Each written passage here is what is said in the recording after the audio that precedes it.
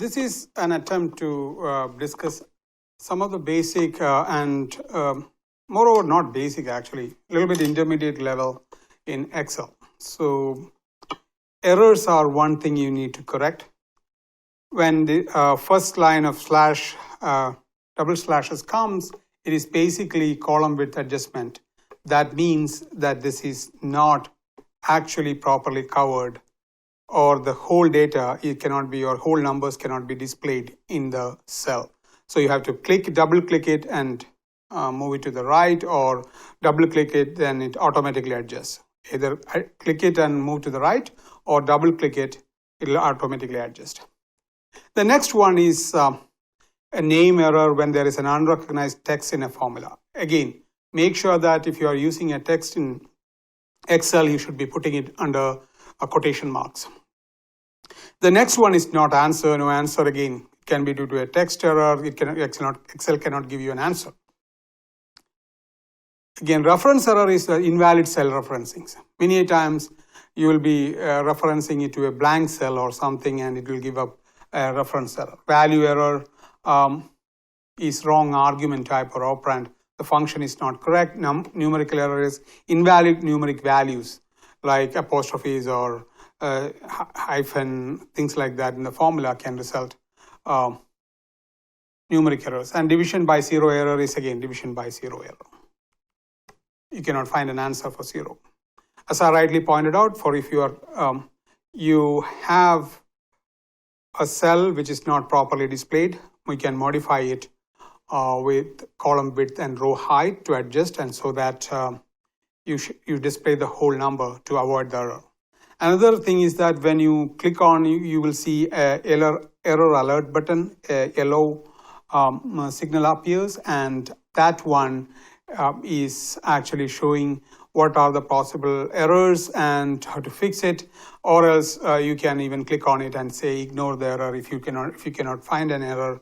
This happens mainly if you are using SAP files and moving it to Excel. Sometimes it shows some error messages, and you can, in that case, if there is no error as you can observe, you can always ignore the error, or else you have to fix the error. And formatting numbers is using the format number option. You can click on the cell, right click, and you see the format numbers, and you can format it. Again, some of the things I will show in the Excel itself because it cannot be just told. So I'll be adding an Excel portion to this thing to show how these things are done too. And printing the worksheet, you can use control tilde. I will again show in the Excel worksheet, and I can print it using the formulas and just the default display value. You can use simple formulas for accuracy. Do not use high complicated formulas. Maybe you can use it, it's two rows or two columns to make it simple so that you can identify, you can understand what the formulas you're using.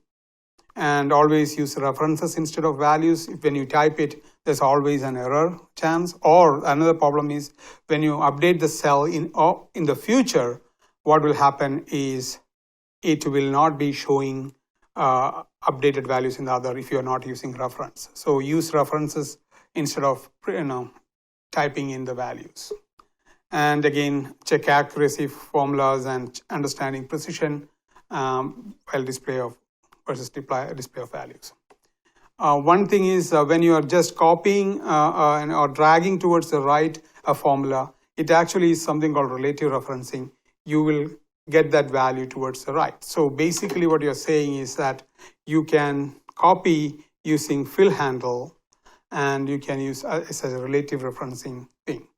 These three, absolute referencing, mixed referencing, and relative referencing, I will show, especially absolute referencing and mixed referencing are very, very, very important. You should really know it from the, very basic up so that you can use it correctly. If you know how to use absolute referencing and mixed referencing correctly in a worksheet, you don't have to worry about creating the formula again and again. You can just create one formula and apply it to the rest of the cells. I will show it in a budget worksheet how people do it and how people successfully do it for this. You have heard about mean, median, mode, standard deviation, and normal distribution. Mean means it is the average of the values. Median is they will arrange the value in the ascending or descending order and then choose the one in the middle.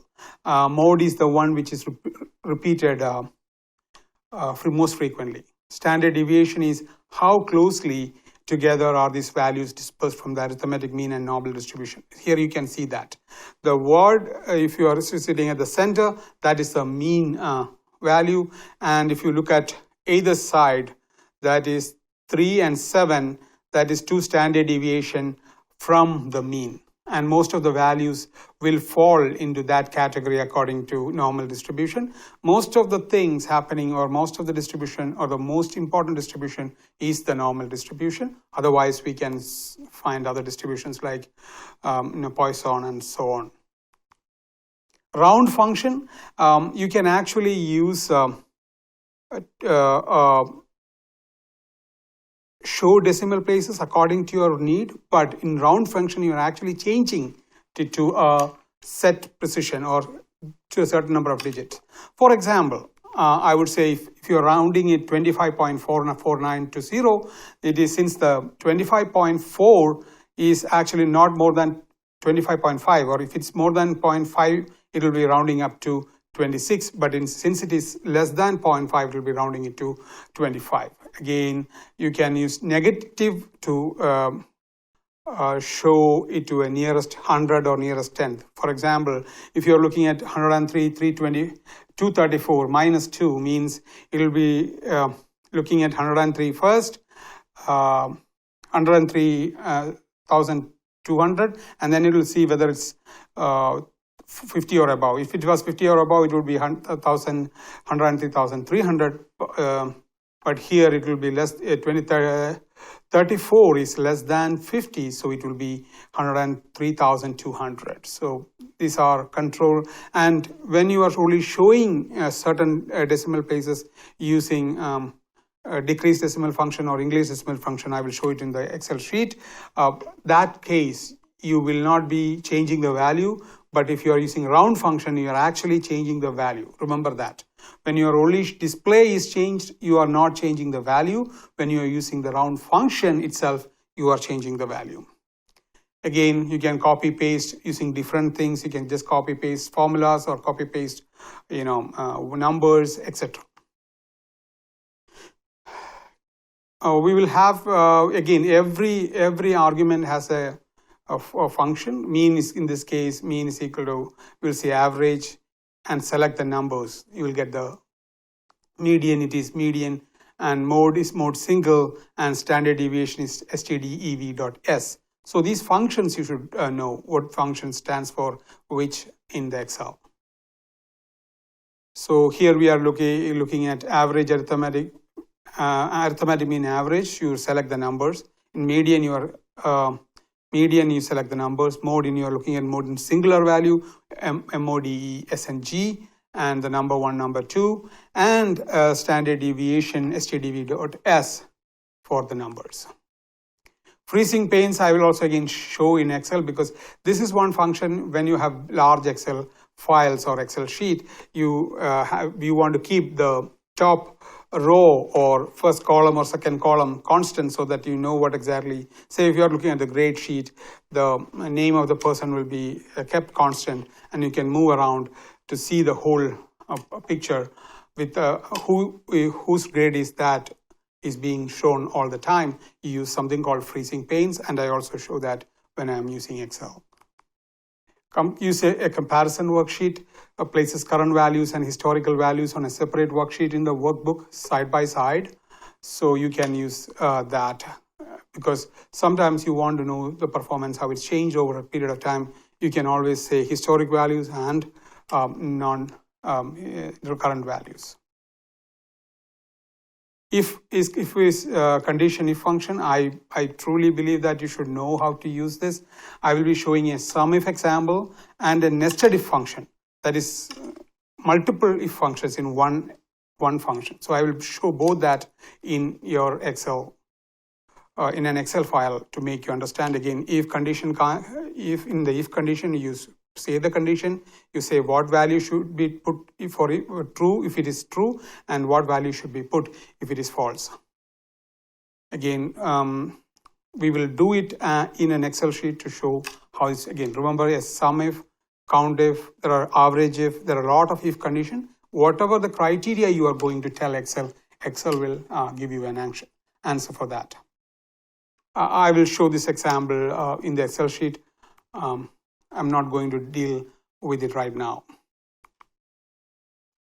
Again, charts and graphs are important. Every time you have to go to charts, you go to insert, select the cells, go to insert and select the chart which you are requiring. And the chart should, above all, show the data, maximize the ink ratio. That many people think that more ink or more color makes it beautiful. It is not true. You should minimize the, maximize the ink ratio means use minimum ink, and always erase non-data ink and erase redundant data ink and revise and edit. I would say the most important part is revise and edit part in the Tufts principle.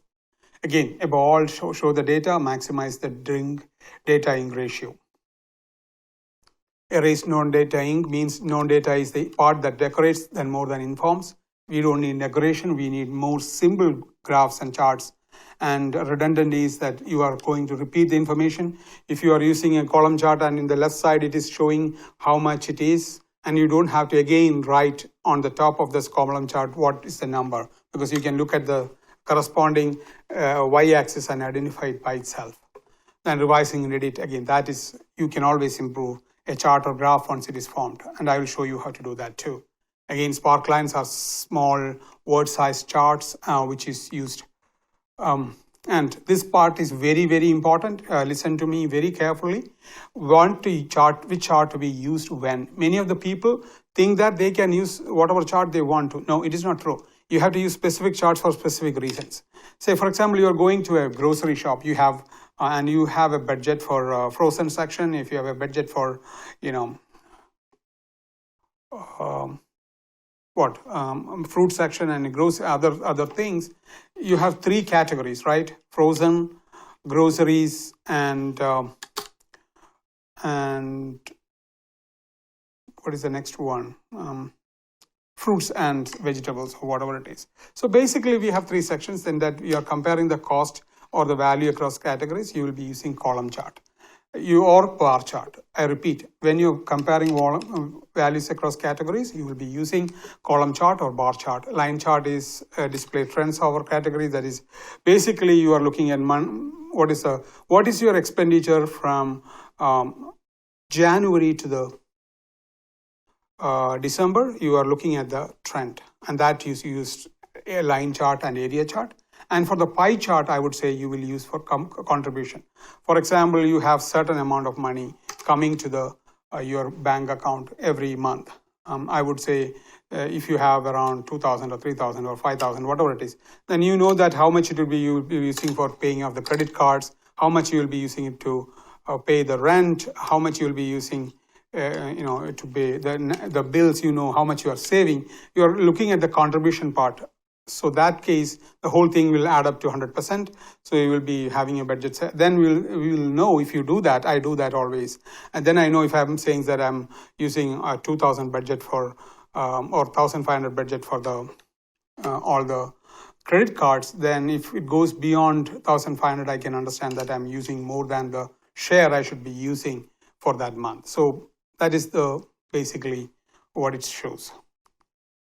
XY scatter plots, we will be dealing with linear and multiple linear regressions, and when then XY scatter plot becomes important. Compare sets of values in the case of bubble chart. Say for example, you have what do we say? Best example is that you have a $100 bill and a $50 bill and a $20 bill. Okay, if you put in the bubble chart, $100 bill have the highest bubble, $50 will have the medium, and the $20 will have the lowest. Based on their values, it will show. Line chart, column chart, I explained again. Line chart is you are looking at the trend over a period of time. You are looking at line chart, and when you are looking at column chart, you compare values across categories in a vertical orientation. XY scatter is how much Y changes with X is XY scatter plots, basically things. And pie charts we have discussed. Stack charts is a different one. For example, you are having, again, going back to my example, I want to see how much I spend on credit. I had a credit card every month, and my savings and my bills, other bills I paid for every month. And I want to compare across the whole year. I will use stacked ones, because in the stacked you can see all three in 3 sections, how much it took and over a period of time. So that is stacked charts. Pie of pie and bar of pie is basically used when the pie is very cluttered. You have to take pie and then select a separate pie and select few values to show in a different pie. Whether it's a bar, if you are using bar to show that, it's bar of pie. You say, for example, you are looking at Excel sheet and you want to see, you have the budget and you want to see which are the months you have overspent. So you can say that your budget is 1,500 and you say greater than 1,500 for the selected data. It will say all those which are more than 1,500 months, it will say it is true. Other ones it will say false. And or and not are other things. And this means that if you have both conditions are true. Say, for example, you are looking at months where the value you spend more than 1,500 on credit card and 1,500 on other bill payments, then it will select those only months where both are correct.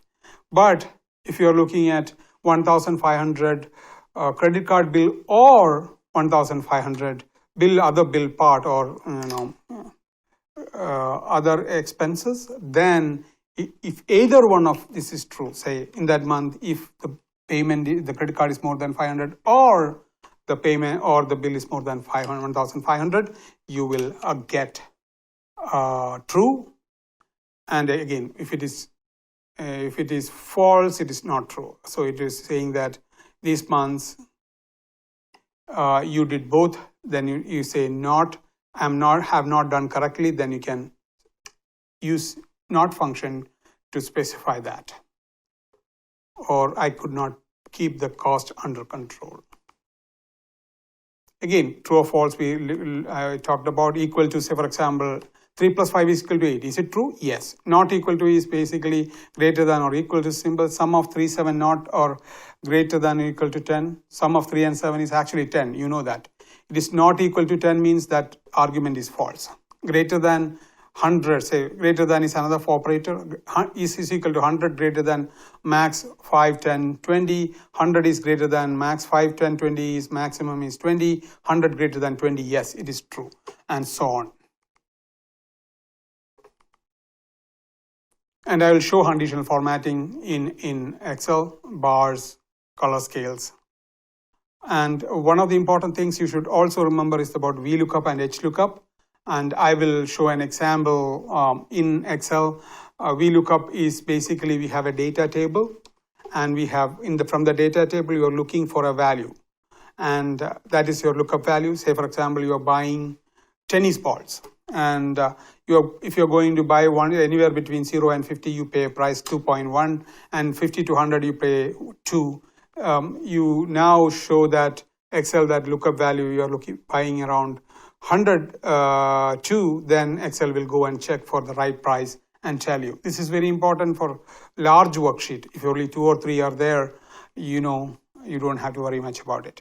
Again, column wise, if you are looking at, that is going down, down, down, that is vertical lookup. If you are looking row wise, it is called horizontal lookup. This is column index. If there is a table with the 2 columns, first one is the column index number is 1, second column, the column index number is 2. So this is what exactly explained here. And there are 2 other important things, when it's true and when it's false. there is a two type of match you should be doing. One is the exact match. Exact match means, say you're going for shipping. There are three shipping options: rail, or ship, and plane. There are three shipping options for a product. So you are looking for exact match. What is the shipping cost? In that case, you will be using false. 0 to 50 costs 2.1, and 50 to 100 costs $2 for tennis balls. That is not, it's a range. It's not exact value you're looking at. Anybody buying anywhere between 0 and 50, you should be going for that value.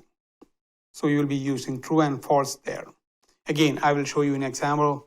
I won't go deep into it now because I'm again going to show an example on that.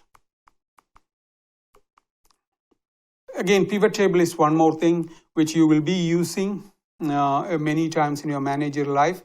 I would be doing one small example using a data set I have that is better to explain there. And you should remember that why it is called a pivot table, because you have transactional data, that is a record of the events that has happened normally in some sort of sequence. And we can switch between pivot or switch between x-axis or y-axis. That's called pivot table. Because of that, I will show you how it is done when I am doing that, using Excel. Again, if you have a pivot table made in version of Microsoft Excel 2003 or earlier, better prepare the pivot table from the scratch. Many times compatibility issues are there. I'll show you when it's done. I don't want to talk too much about it because then this is the Excel sheet I will be showing at the end. I have prepared some snapshots here because in case you want to go back and look at it, there is always that in the file too, or in the slides too. Always, one of the things is that you should create a pivot worksheet, a pivot table in a separate worksheet. Never try to create in the same worksheet. It will sometimes mess up the data, and I would recommend you not to do that. I repeat, whenever you are creating an Excel sheet, a pivot table from an Excel sheet, create it in a new worksheet. And filtering is a very important thing in Excel, pivot table. That's exactly what people use it for. You can use column labels, advanced filtering options where you can choose, values which you are looking at, and so on. Filter is just like that you use a filter in your chemistry lab. You will say which are the things which can go through it, or which are the things you need to be selected. That is filtering. And we'll see some of a little bit of advanced filtering too.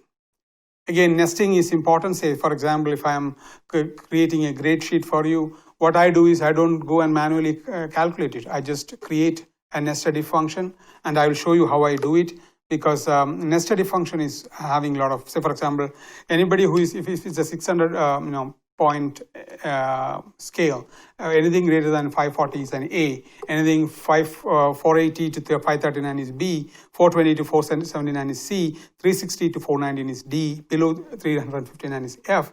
You can use Excel in one shot. Say if R2 is greater than 540, it is A. Value if true, value if false. You remember that. If condition has, what is the condition? Condition is your value or your total is greater than 540. In that case, value if true, that is A. Otherwise, again, you're saying if it's false, put another condition inside. See, that is nested if function. One function over other function over other, you can go on like that. That's what we have done. And I will do it in Excel sheet too, so that you can follow it. VLOOKUP and HLOOKUP, we already discussed about it. And now next thing is what I'm going to do is I'm going to include Excel sheet into record on Excel sheet how these things are done. First, I discussed about what I'm going to do, and then I'll show it in the Excel sheet, and finally it will be made available to you to work around. I will provide the sheet, I will provide the video, I will provide the PowerPoint too. Thank you very much. So now I'm showing how few of the things which I mentioned in the PowerPoint, how it is being done. Okay, so this is actually a way of doing things now. If you are looking at something like this, one of the error we were talking about is this error. Okay, this error means that you have to adjust the column width so that you can show entire thing. For that, you have to do double clicking, or you can also drag it. Anything, the address the error message in B10. B10 is, look at B10, you see that apostrophe there, unnecessary sign, then it remove that sign there, and then it becomes good. Correct formula in D10. D10, the problem is it's a division by 0. When you look at it, you see that the equation was wrong, and B10, B2 is what? B2 is this one. E2 is, there is no way there is something there going on. So basically it's a 0 blank, and multiplied B10 is this one, which is absolutely wrong. So we have to, I think we have to change the formula. That's the problem there. We have to, formula should be changed to equal to this cost divided by this one multiplied by this one, and click enter. You have to show 2 decimal places. Now it shows 2 decimal places. That is a formula which is to be corrected down. So that should be the way it should be. When you want to format it, you have to right click, as I mentioned, go to format cells and go to currency or accounting generally, then click OK. That is now accounting format or currency format. You have to put a $sign in the front using $sign. Also, I would recommend do not put more than $sign, so you have to remove the $sign from other ones. So you right click again, go to format cells and go to none, select OK, and you can see that that is the correct way of formatting. These are also need to be formatted. This is formatted as a number, so you go to format cells and number with 2 decimal places, click OK. That is how it is formatted. And this one need to be formatted with a $per hour, $11 per hour. So we are going to again right click, format cells, create currency, 2 decimal place, OK, and put $sign and avoid $sign in the rest by going to format cells and symbol none. You need to put symbol only into one. Okay, so that is the way you correct errors in the worksheet. Now the next thing which we discussed in the slides is absolute and relative referencing. I would say the best example can be done using a budget worksheet. Here I'm creating a budget worksheet. It's a good thing to know how to create. This is a for quarter. You in the generally you made 4 quarters and a summary worksheet. I'll show you how to create 1 quarter worksheet here, and how the relative referencing and absolute referencing and mixed referencing work. Here revenue is simple. It is volume multiplied by the price per pair. So you're learning different things also apart from our course here. Some things which I think will be useful for you. So this is a revenue. Revenue is the number of pairs sold with multiplied with actual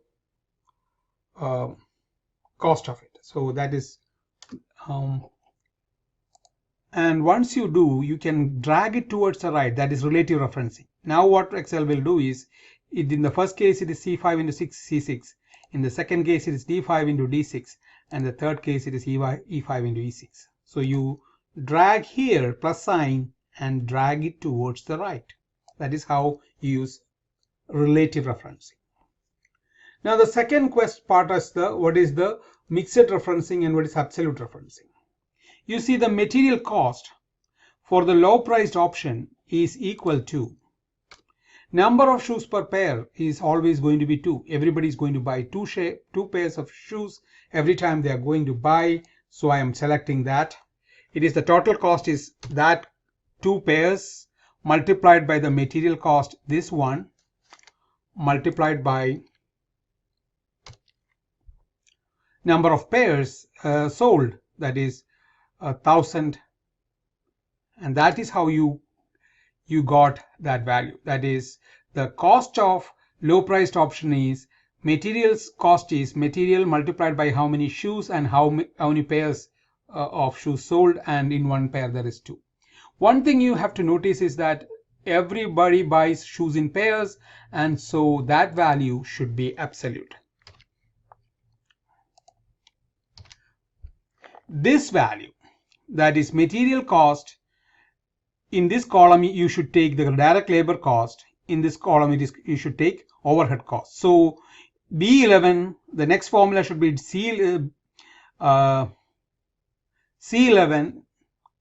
B12, I'm sorry, this one should be B12, this should be B13. So it should change downwards. It is row wise, and it should change row wise. I repeat, it should change row wise. I am again and again showing the symbol because you should understand how it. So in that case, it should change row wise. You should put $sign in front of the alphabet. In this case, if you're looking at how many pairs sold, it should change column wise. Right. So in that case, you should be putting the $sign after the alphabet. So once you create this correct formula, you don't have to repeat any of the calculations here. So in that case, you have just drag it towards the right and drag it towards the left. That is all it is. Again, if you are looking at, again I repeat, so why I did that, this 2 remains the same. Everybody's shoes are sold in pairs. This value, the material cost changed to direct labor cost here, change to overhead cost here. So this value changes row wise. In that case, you have to put $sign in front. That is called mixed referencing. This is absolute referencing where it doesn't change. This is mixed referencing where it changes. This is row wise and this is column wise. When it's changing column wise, you should put absolute value after the alphabet. Sum function is you use the sum function and selected all 3 and click enter, and you drag it towards the right. You get, again, when you are using here is that summation C11 to C13. This is C11. This is C11. You see that? C11 to C12 to C13. So you can do that. Selling expense.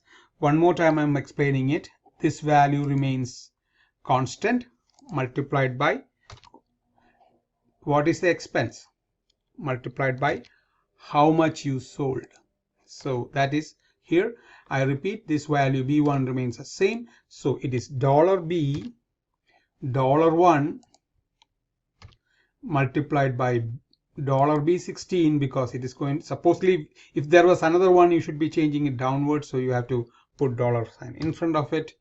And C5, you have to change, this is changing right side, it should be C$5, and click enter.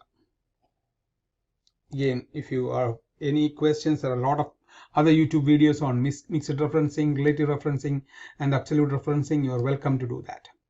Now, in the budget, generally it is created by the revenue minus the expense. Revenue is 200,000. Expenses are cost of goods sold and selling expense. So we are going to say the projected for quarter 1, it should be minus this one gives you, And again, relative referencing, you are going to drag it towards the right, because this is to be this minus this minus this, and this is this minus this minus this. If you have questions, it is E8, you see E8, this is E8, this is E18, and this is E6. So it should be E8 minus E14 minus E16. I hope it is clear. Then we talked about, I'm just following what I have done here. In the beginning of we did errors and we did absolute referencing. Then we did mean, median, and mode thing. Mean, median, and mode, we are going to statistics data. We want to find out mean, median, and mode. It's very simple. You can use here to say you have to find the mean, median, mode. Here mean is equal to average of, so then click on it, then select the numbers. This is the mean for friction coefficient. For the torsion strength, you have to drag it down, drag it to the right. For the median, again, you start typing median, it should come up. Select that, double click it, then select all the values, click enter. You have to drag it towards the right to find out torsion strength. This is relative referencing. So mode is mode single. Then you're looking at these values, select it and enter, you get the mode. I would recommend you, I'll give you the worksheet to work by yourself and find the answers. That would be a better way of understanding it. Then finally standard deviation. As I mentioned, it is a variation on either side. So standard deviation, for that we use equal to stdev.s, not p, s, select s, then select the numbers and click enter. Drag it towards the right.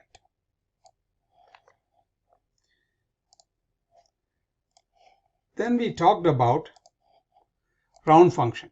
Again, round function and decreasing the decimal point. For decreasing the decimal point, as I told you, you can decrease the decimal point using this function. So you can, in that case, the value will not change. But if you are using the round function, so this value is actually didn't change, it is only showing difference. Here also, it is only hiding the rest of the values. If you are rounding it, it is entirely different. In this, say if I am rounding it, rounding of the function, rounding of the number, select, and this number is reduced to 2 numbers. In that case, it's actually removing it, the rest of it. You see that? That is the difference between round function and using a decrease or decimal function here. Okay, so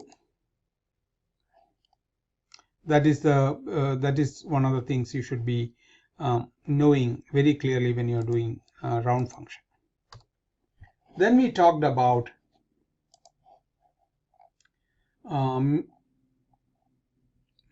if condition. If in the if, there is one thing you should remember, that is you're talking about we are looking at 2 questions here. If you remember from the beginning, the 2 questions are, what is the total number of apples sold, and what is the total number of products sold that begins with A. So that is quite different 2 questions. If you are looking at how many apples sold, in this case you are going to have, from this data set, you have sum if, then you select, once you select it, it comes. What is the range? Which you are looking at is, in this range, we are asking Excel to look for what?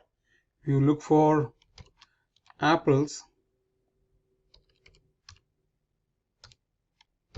comma, and you say from where will you get it, some range, this from, look at this and select as how many were there and click enter. It will show you how many apples sold. That is 5 plus 4. In the case of number of products actually sold with A in the front, A up front, you are going to have a different sum if equation. Sum if, here also the range is this one. The criteria is A followed by an asterisk. That means everything that is starting with A, and ignore the others. That's why we are using that asterisk symbol. And then we close the parenthesis. We select again the range from which you have to select it and close it to get answer. I would recommend again. I will be happy to share this worksheet, and you can play around with it to get familiar with Excel's different functions. Then we talked about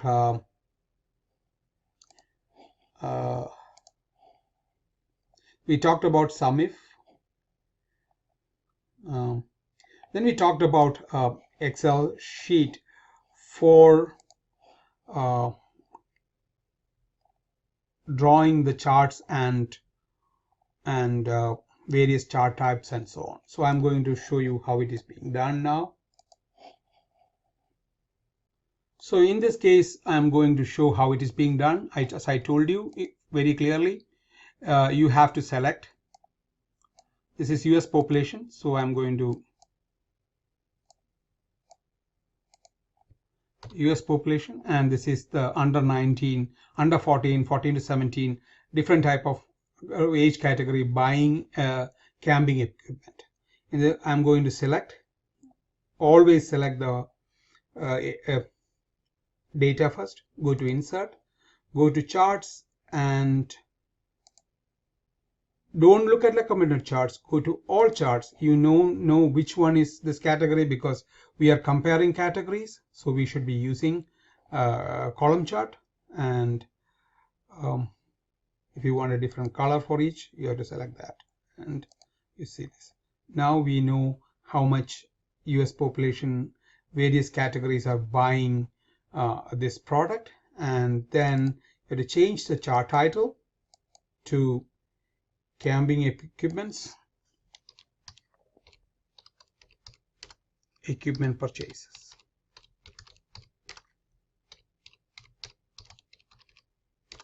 By age, change the data. And I want to tell you one more thing. Here is whenever you are creating a graph, always revise and edit what is good for you. And in this case, if I want to change chart, add anything, say for example, this is axis title, I'm going to select S. This is what? This is the percentage value. So you can do all the changes using once you click on the chart, you don't like the color, you can change the color or pattern, and you can use filters. For example, filter is almost the similar of the chemical, and if you have taken any lab courses, we have filter there. Similarly, it's there, and you can select if you want to look at only 35 to 44 and above. You just click it. Naturally, it becomes slowly it fades away. So basically, the filter helps you to filter, choose which one is required. The chart styles get you two things, style and the color you are requiring, and this one gives you all the different options which you want to add: chart title, axis title, data labels, and so on. If you are using data labels, see, this is the data label which we are using. Just want to make sure that the basic you should understand. Once you know how to create one, you can create n number of charts. But remember, the comparison across categories, it should be column and bar chart. When you are looking for contribution, it is pie chart. When you are looking for what is that trend you are looking at, a line chart. So you should know which chart to use when. And the next one we have discussed is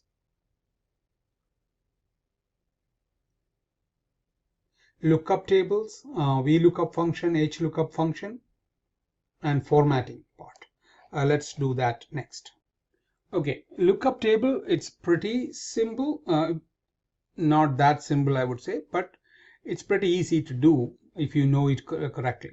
So you have to select, say for example you are saying that this is a data sheet with credit appraisal scores, and when it is score is 1, it is great. 2, we will think about it whether we want to give credit to that company, and if it is 3, it is no go for that.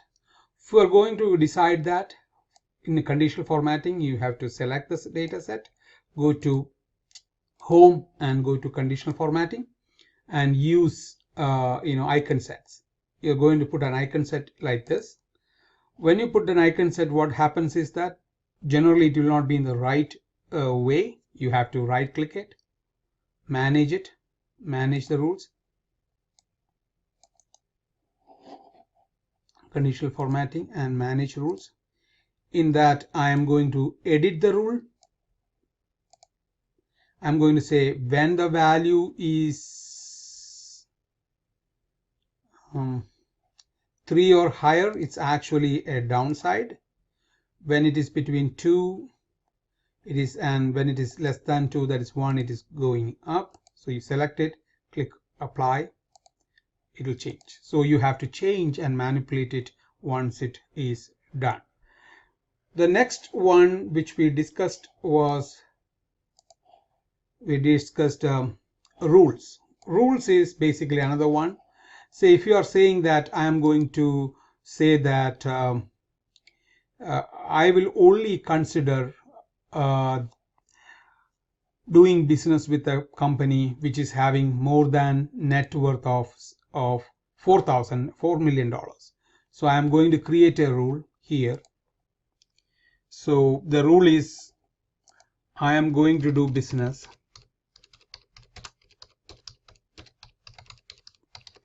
with companies with a total worth or net worth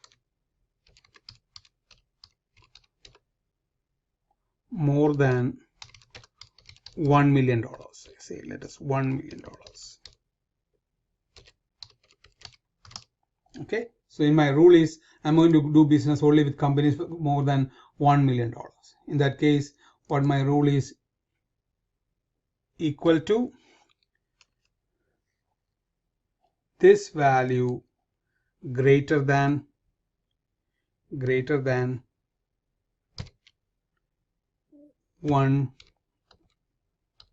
million. So you know that this value 5 million is greater than $1 million. So you said is greater than $1 million. That is true. For this case, is it greater than $1 million? No, it should give us a rule which is false. See that? This one, is it greater than $1 million? Yes. So it should be giving true, and so on. So you should be creating rules before formatting. That is another good way of understanding. If it is a big data set, this is only 4 or 5, we can easily view it and understand it. But in real life, you will get in big data sets. You can create rules to see which are the people who are actually you are going to do business with. Another one is that just if you want to see how much is the value, you can use a data charts like this, so that this value is low, you can actually easily visualize it. Again, when it's a big data set, this type of techniques will actually help you.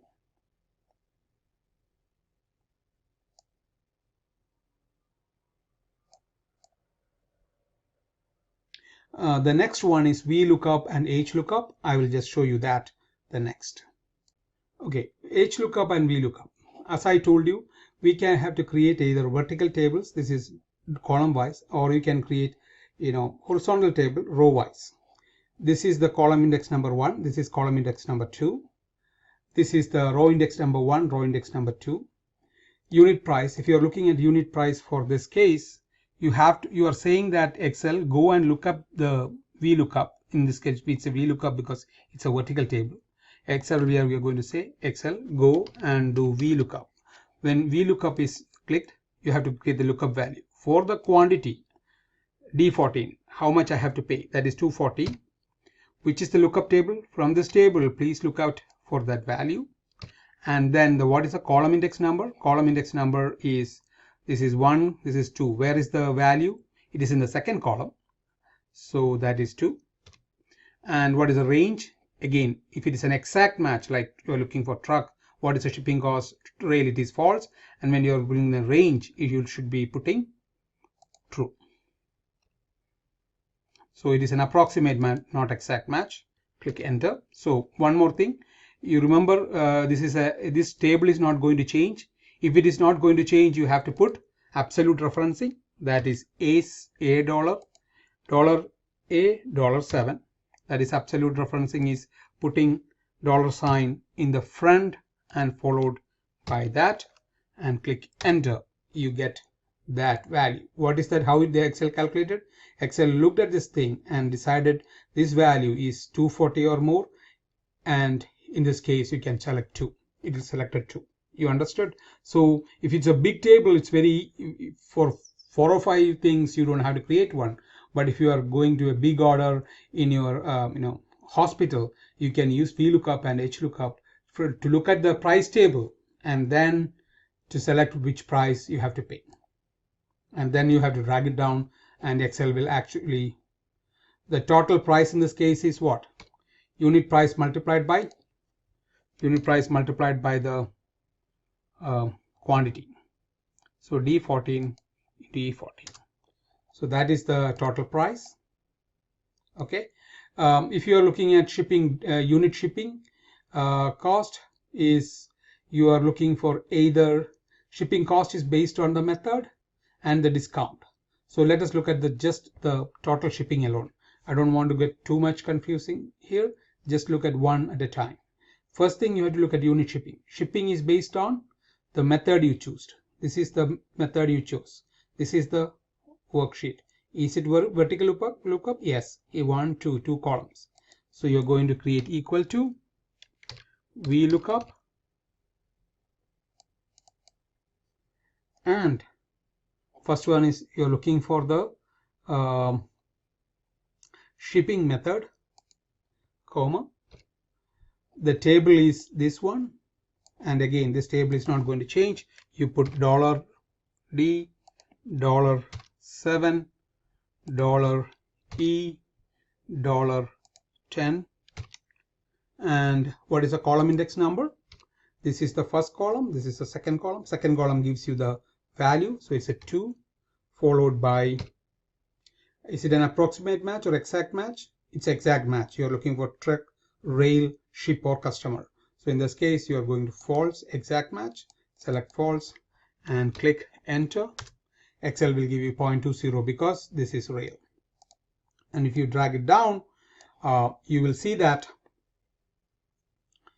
Excel will identify the right ones and give you the value for you. And the next one is the total shipping, is based on the unit shipping cost. So this total price, total shipping is the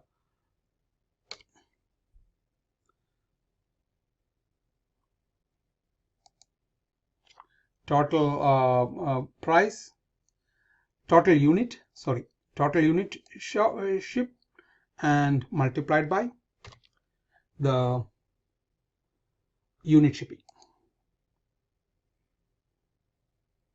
Okay, in that case you will get 48 is the shipping cost, and you will get customer, if he's going directly, there's no shipping. If you are going to plan discounts, say for example I'm going to give a discount, shipping discount, that 0, 10, 15, or you can choose 0, 15, 25. you can choose one discount for the customer, and in that case you are going to use, it is a horizontal thing, so it's a discount. Any discount you should put a negative sign followed by H lookup. The lookup value is what you have to look based on the shipping based on the total price. It is based on the total price, you see that. So based on your total price, you are going to give a shipping based on this table, and this should be $7. This table is not going to change, so it's an absolute referencing.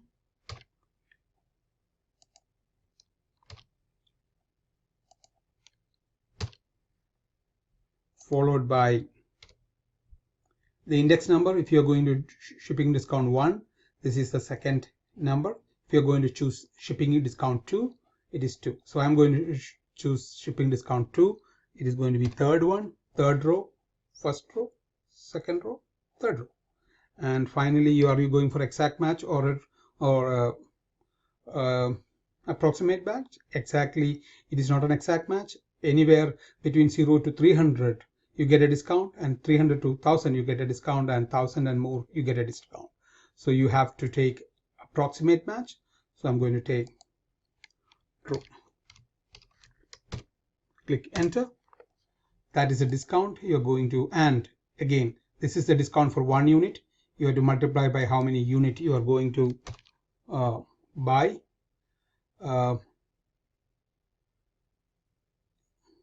No, this is a discount. Shipping discount is on the total price, so you are going to use it, this one.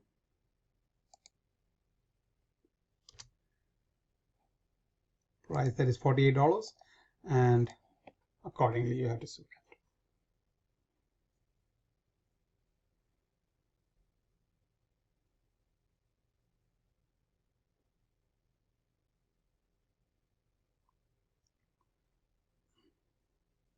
Is it clear? So grand total is again sum total of these values. Now, as we completed HLOOKUP and VLOOKUP, we only have one more thing left. That is a pivot table. Pivot table, I think we have to do pivot table and nesting. So we'll go pivot table and nesting. First is pivot table. You can create a table from a data set, and that data set, this is a data set I'm going to use.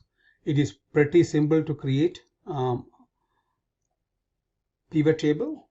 Click on one of the cells, go to insert, go to pivot table, and create a new worksheet. So always create a new worksheet. Do not go with the existing one, because it will then create problems with the data set you have. You want to have the integrity of the data set. So click OK. This will be created. And then which all things are you looking at? For example, you are looking at how many sales happened during a period of time, say October. You can see this is the sales. We have to, if you have if you see something like this, that means that you can filter it accordingly. There is a filter option, and label filters, you can choose which one to choose. That begins with, the start begin with greater than 500, then they will only include 1, 2, 3, 4, and you exclude this. So basically you can also filter it again. And another one thing you should remember is that there is always, when you are going to insert a pivot table, I'm going to delete it just to prevent. So you can also get recommended pivot tables, and you can also do that. So click OK. So then you will have recommended pivot tables, and you can select whatever which is required for the thing. And also you can have pivot charts. I'm going to delete it again, just want to keep the integrity of the worksheet. So basically, the another thing you should remember is that You can use slicers to slice out things. That is a cool function. If you're looking at pivot table,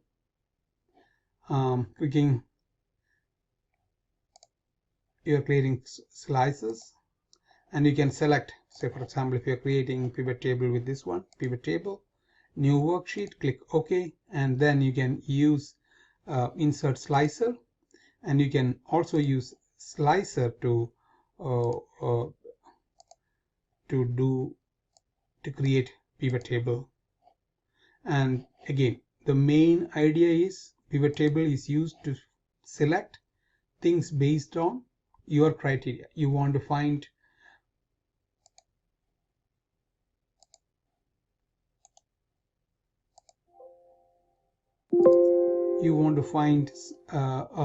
insert, create a pivot table, and in a new worksheet. And once, why it is called pivot table is because you can say, for example, if you're looking at column and items, rows and columns, okay, so you can change it accordingly. Then you can move around. That's why it's called pivot table. You can look at X and Y axis differently. You can calculate sales for some value, summation values. Again, everything you have to do, manipulate or change, you have to right click on it and you can change it. See, formatting, pivot tables, options, and everything. So once you create a pivot table and then you want to select which you want to select, then you can do accordingly. That is the beauty of it. You can play around with it, whatever values you're looking for, whether sometimes it's a summation value, sometimes it is sum of the October. Okay, you want to change it to count for October. Value field settings, you can change it to count, average, max, minimum, and product, and so on. So it is based on your need. You can play with it once you create a pivot field. It's called pivot table fields. You can change accordingly. And anything else I missed it's actually intermediate level I have introduced, not the beginning alone. Some are beginners and some are a little bit more advanced, like intermediate. And play around with it. I have given options for you to work around some advanced options and things like that. Finally, I will be looking at nesting in Excel. Nesting in Excel is another good function which you should be using, and I will show you how we create Excel nested function. Final thing we are discussing today from the Excel presentation is the nested if function. We talked about if function, sum if function.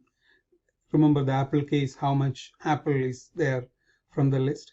Here we are going to a little bit advanced. Again, this is an intermediate level maybe when compared to sum if. This is nested if. I'm going to show you how it is being done, how I grade students so easily. So Excel has this, I'll delete the name. So my usual way of getting them graded is based on my total. And out of the 600 points, you understand that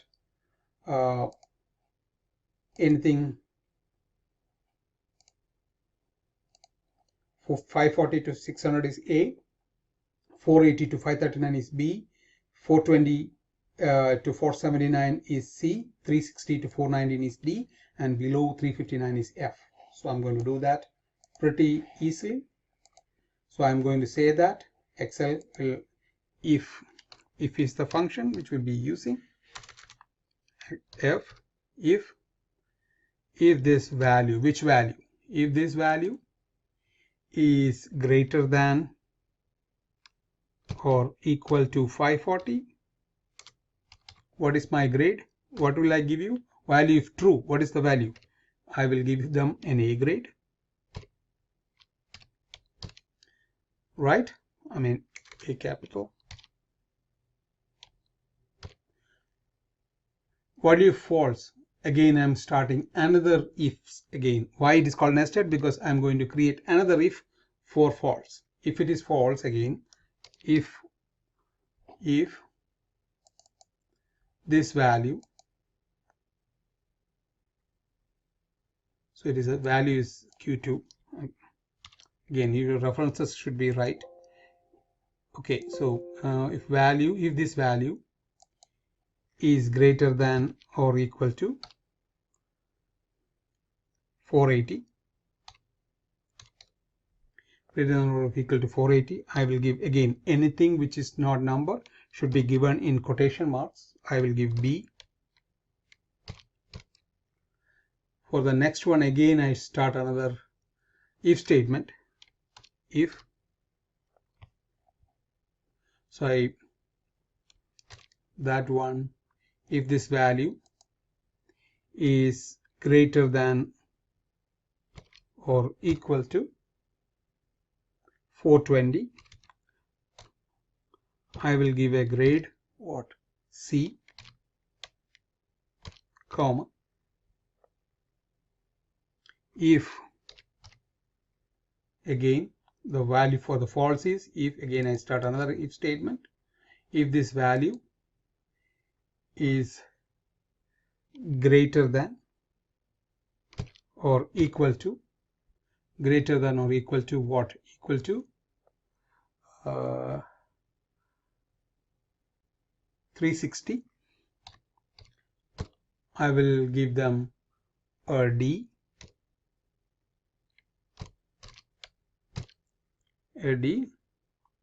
otherwise if you don't get a D even, you will fail. F, otherwise the false is, value false is F, otherwise, right? Then you started 1 parenthesis, 2 parenthesis, 3 parenthesis, 4 parenthesis. So you have to stop with 4 parentheses. 1, 2, 3, 4. You closed everything and click enter. You will get the grade. So it is A, and you drag it down. I'll get the answer for the thing.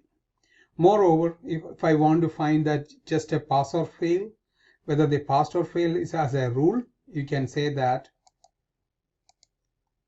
if it is this one is less than 360, you fail and pass accordingly. Okay, that is what I have to discuss today. Have a good day. We will be discussing a lot of Excel in our class, so don't worry about. I'm just giving you a head up or startup for the Excel thing, and we will be more focusing on the operations management part from now on. Thank you very much. Have a great day.